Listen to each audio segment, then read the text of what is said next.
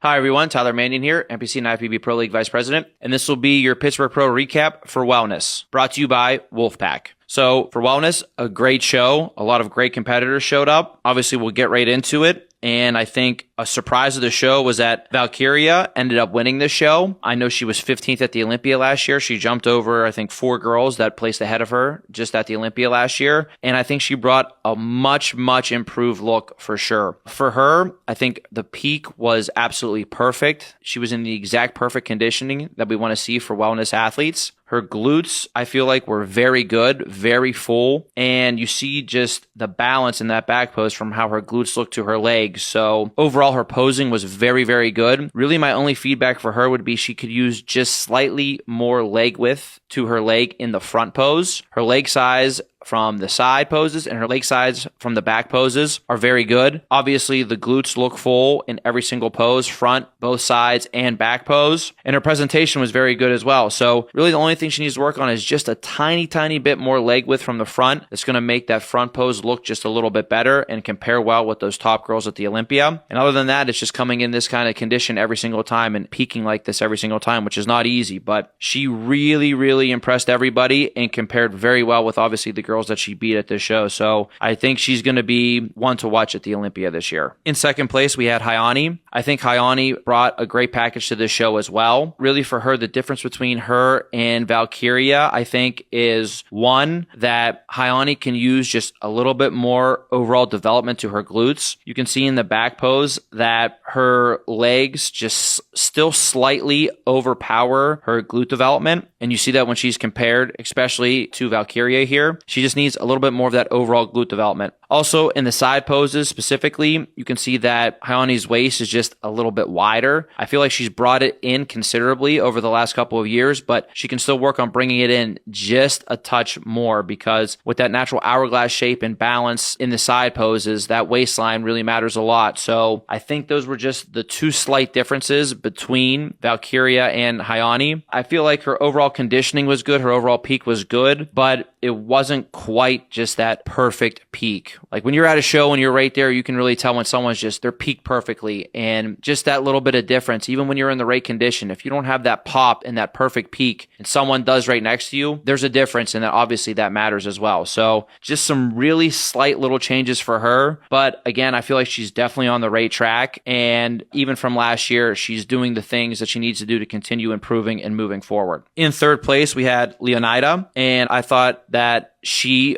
also brought a really, really good package. Now, one thing for her that was interesting was peak in her lower body looked very good. However, her upper body looked flat. And I think her upper body was a little flat, but not only that, it looked like she might have not put any glaze on her upper body as well when there was glaze on her lower body. So it kind of gave the look of like two separate bodies on one, because her lower was peaked very, very well, but her upper was very flat. And again, I think it might have also been an issue with glaze. She didn't put glaze on her upper body, so she needs to make sure to do that going forward. For her, she can still use a little bit more of that overall glute development, a little more upper and outer glute. And also, during the model walk to the back of the stage, she needs to make sure she doesn't drop her hips and keeps her glutes out so they stay full during that walk, because it's obviously very, very important in wellness, especially going up against competitors like Valkyria and Hayani. So again, for her, just a couple little tweaks. I feel like she had brought her waistline in as well. She's continuing to improve her lower body, and it's a very, very strong look. I feel like it was definitely, her body itself was much better than it was at the Olympia last year. So, I mean, again, these top three, they looked really, really good. I feel like the competition at the top of the Wellness Olympia this year is going to be extremely difficult and fierce between these competitors. Finally, in fourth place, we had Cassandra. For me, Cassandra can still work on